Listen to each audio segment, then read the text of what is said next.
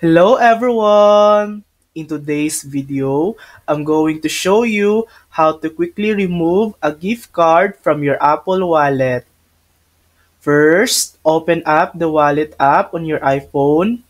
Just look for the wallet icon on your home screen and tap it. This is where all your cards, tickets, and passes are stored. Next, scroll through your cards and find the specific gift card you want to delete.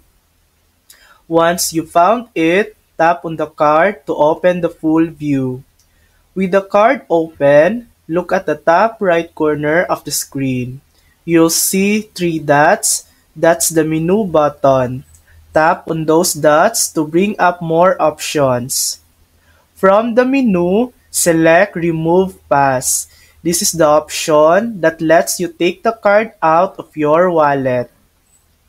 A confirmation message will pop up. This is just to double check if you really want to remove the card. If you're sure, go ahead and tap Confirm. And that's it. The gift card will now disappear from your Apple Wallet.